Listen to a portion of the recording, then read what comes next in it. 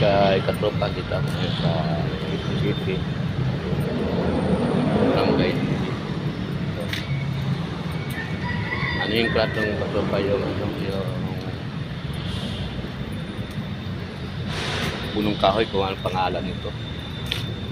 Ito nilalapitan ko.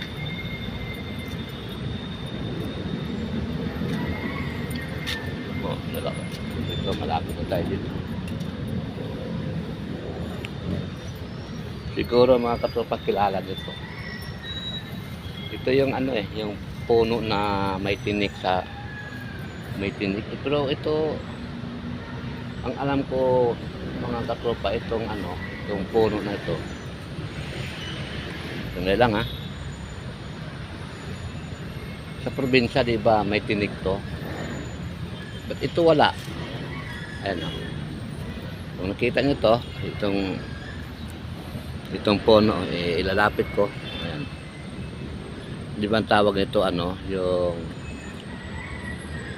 calamansi sa Manila, calamansi ito. Pero sa probinsya, hindi ko alam to kung anong pangalan nito. Ito ata ang sutir pero wala naman to, walang tinik. Karamihan sa probinsya may tinik. Ito wala Anong klaseng to? Calamansi. Kaya minsan nga pag umakyat tayo sa probinsya ng puno, hindi tayo makakaakyat dahil may mga tinik. Ito wala hahawakan ko to walang tinik, di ba? Itong puno walang tinik.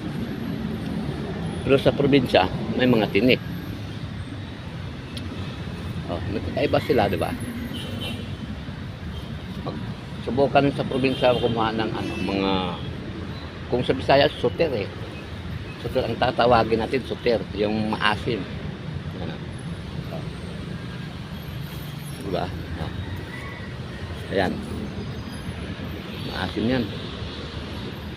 Kung ngayon pupunta tayo sa kabila, nandoon naman yung yung Lokson ba?